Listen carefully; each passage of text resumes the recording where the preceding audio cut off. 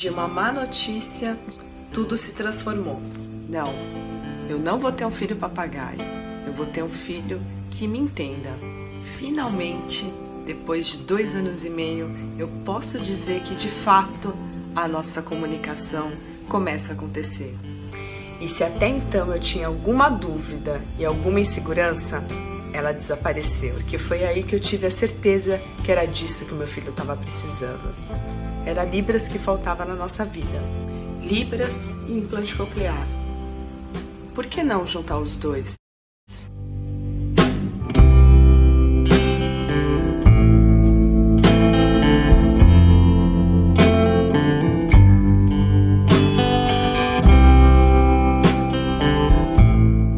Olá, seja bem-vindo novamente no meu canal.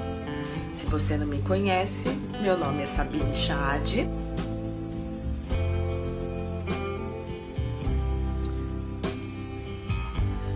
Sou autora do blog Filhos Especiais Pais Abençoados e esse é o 5º vídeo de uma série que eu estou produzindo que conta a nossa história.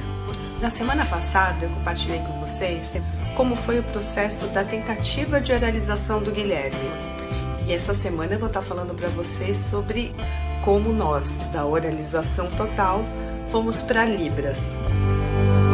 Esse momento era decisivo. E na minha cabeça só tinham 2 caminhos, ou a Libras ou a oralização.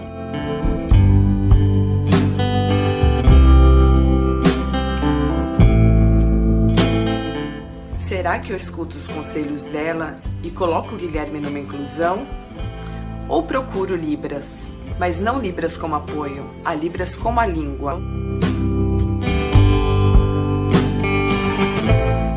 Tentar a oralização a qualquer custo, afinal de contas, quantos surdos que a gente não conhece oralizaram quando nem existia ainda implante coclear? Ou ir pelo caminho da Libras, ou até então um terceiro caminho, os 2 juntos. O meu maior medo e a minha maior insegurança é que parecia que Libras e implante coclear tinha que ser caminhos totalmente separados. Eu não conseguia ver os 2 juntos. Se você escolhesse Libras, teria que ser Libras e esquece implante coclear. Se você escolhe implante coclear, esquece Libras. E por que não juntar os 2? Eu queria que andasse junto. Mas como fazer isso? Será que é possível? Hoje em dia eu posso dizer que o Guilherme é usuário de implante coclear e a sua primeira língua é Libras.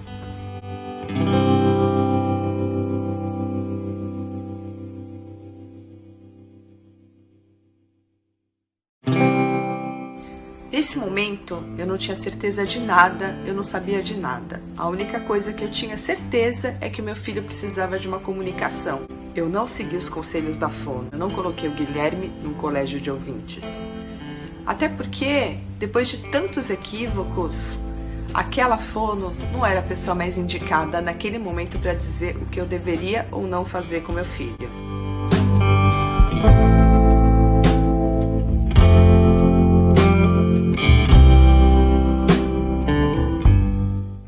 Eu ligo para o meu pai e a mulher dele atende e eu conto que eu tinha optado em colocar o Guilherme numa escola para surdos, onde a primeira língua dele seria Libras. E aí eu lembro que, meio ainda nesse processo, sem saber direito o que ia acontecer, eu lembro que eu falei para ela, mas talvez pode ser que ele não fale.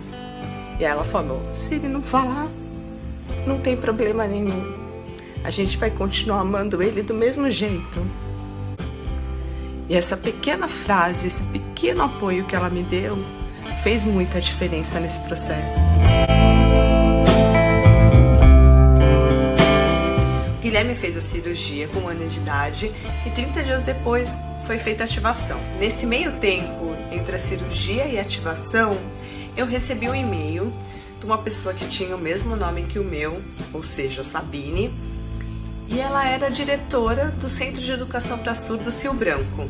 E nesse e-mail ela me contou que buscou o nome dela no Google e coincidentemente caiu no meu blog e ela achou muita coincidência uma Sabine, mãe de surdo, com o mesmo nome. Então ela me fez o convite para estar conhecendo. Eu já conhecia o Colégio Rio Branco por nome, mas eu não tinha a menor ideia que o Colégio Rio Branco tinha uma educação específica para surdos. Eu nunca tinha ido a um colégio de surdos, eu não fazia ideia do que era Libras como primeira língua.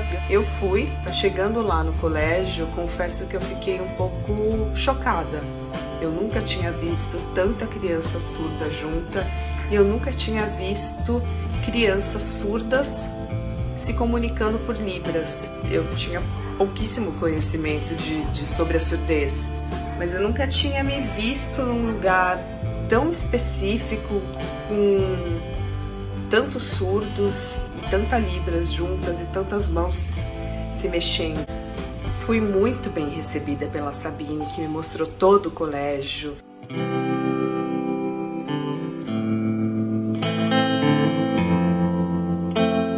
Nesse dia foi o dia que eu conheci o Alex, que é professor lá do SES, e foi quando o Guilherme recebeu o seu sinal. Eu lembro certinho do Guilherme no meu colo, e o Alex viu aqueles olhos azuis, que até então era azul, não era verde, e ele ficou encantado com o Gui, e com aquele olhão que ele tinha, e deu o sinal de Guilherme.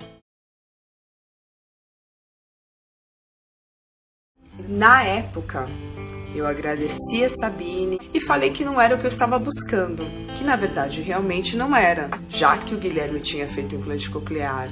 Eu ainda estava nessa expectativa da ativação. Tinha tido até então um feedback da fono de que a resposta dele neural ali na operação tinha sido linda, tinha sido ótima.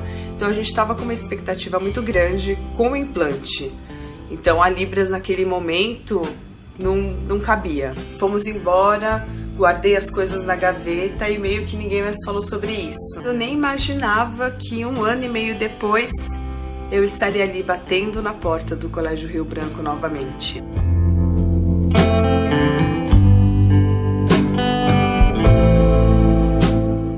E esse momento que eu falei pra vocês, que foi meu momento de luto, que eu fiquei praticamente 7 dias em casa, foi 7 dias que eu conversei comigo mesma e me fiz várias perguntas do que eu queria pro futuro do Guilherme, o que eu estava esperando pra ele, o que eu queria dele, qual que era o meu objetivo.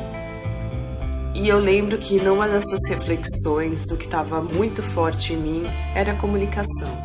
Pelas mãos ou pela oralização, isso para mim de fato não importava. O que eu queria era me comunicar com o Guilherme.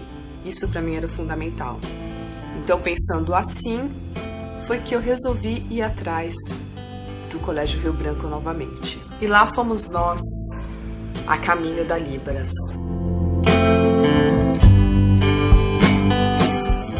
O Guilherme ainda não tinha 3 anos completos, ele tinha 2 anos e meio. Ele só poderia vir para a unidade de Higienópolis no ano seguinte.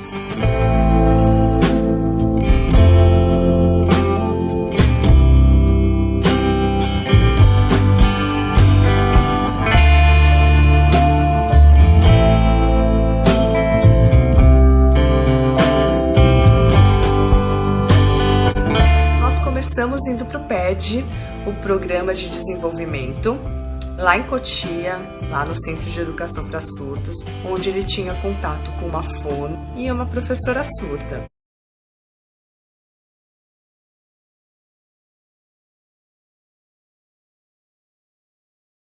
E o legal de lá é que o PED, ele simulava uma casa. Então tinha uma cozinha, tinha um quarto, tinha um berço, tinha a sala. A criança ia tendo contato com a surda, com a fono e com os sinais. E uma vez por semana nós tínhamos reunião com a fono, onde a gente abordava vários assuntos diversos. O colégio oferecia aula de Libras uma vez por semana. Então eu ia para a Granja Viana 3 vezes por semana. 2 vezes por semana com o Guilherme no PED e 1 vez por semana para minha reunião com a fono e a aula de Libras.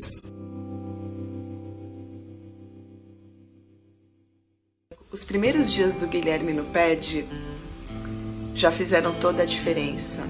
E eu vi aqueles olhinhos dele em busca exatamente daquilo, da Libras. Bastou 1 semana que foram 2 encontros com a fono e a professora surda, para o Guilherme já saber o significado de algumas coisas em Libras. Uma das primeiras coisas que ele aprendeu foi menino, menina e xixi. Eu consegui perceber e era nítido que era isso que ele estava precisando. Que se eu tinha alguma dúvida, se eu tinha alguma insegurança, ela passou rapidamente, porque foi ali no PED que o Guilherme se encontrou.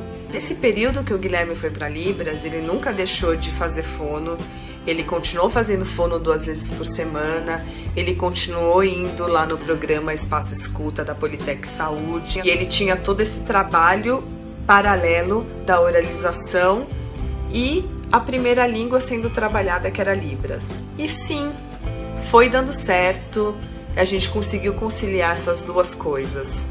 E é muito legal porque a evolução do Guilherme nesse período foi muito rápido. Eu vou colocar o link de alguns vídeos antigos, dos primeiros vídeos que o Guilherme fazendo Libras.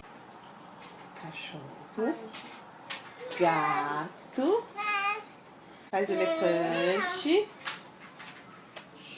papai, mamãe, o Guilherme, água, estudar, trabalhar, árvore, amigo, que mais que o Gui sabe? Leão.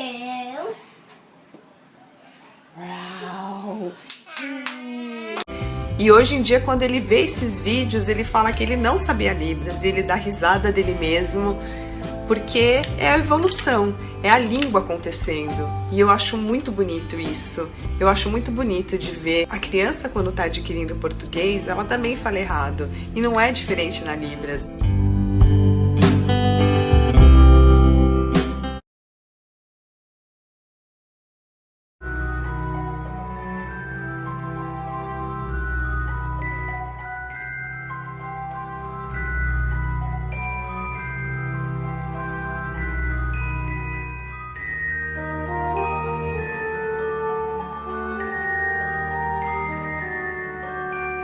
O Guilherme começou o maternal já com uma base na Libras, tudo bem que era uma coisa básica, era pouquinho, mas para mim, mãe, foi assim uma felicidade muito grande. Em um dos vídeos eu contei para vocês da emoção do Guilherme falando mamãe, falando papai, mas eu vou falar uma coisa para vocês. Quando o Guilherme fez isso aqui para mim, sabendo que isso era mãe e era para mim, isso significou muito mais do que mamã.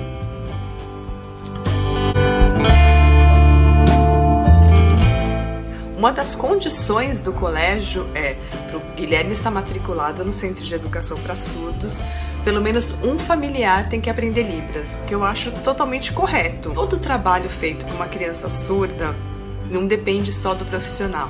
Se você busca só a oralização, não adianta você apostar todas as suas fichas só na fono.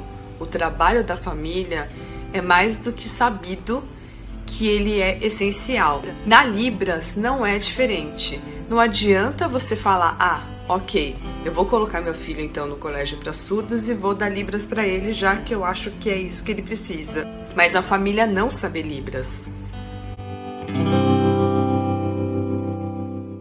Se você vai colocar seu filho no colégio para surdos, você tem que aprender Libras. Ponto. Isso eu acho que é inquestionável. Aliás, isso daí eu acho que é uma coisa que não precisaria nem ser falado. Eu dei a Libras para o Guilherme, mas eu também mergulhei na Libras. Vai procurar a família de surdo e conte nos dedos quantas famílias que sabem Libras. Pouquíssimas. Tudo bem que passaram-se quase 4 anos, praticamente, e eu tenho a Libras perfeita? Não. Eu sou fluente? Também não. Mas eu consigo me comunicar muito bem com o Guilherme.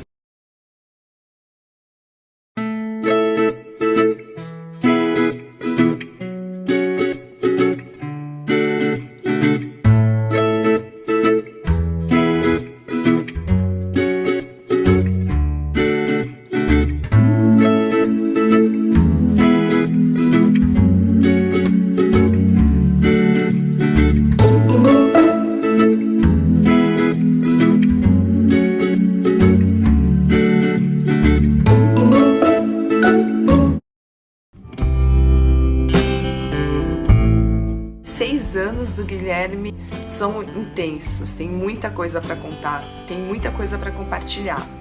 Então eu continuo na semana que vem e eu vou contar para vocês como começou a minha militância, como eu entrei na comunidade surda, como os surdos me acolheram.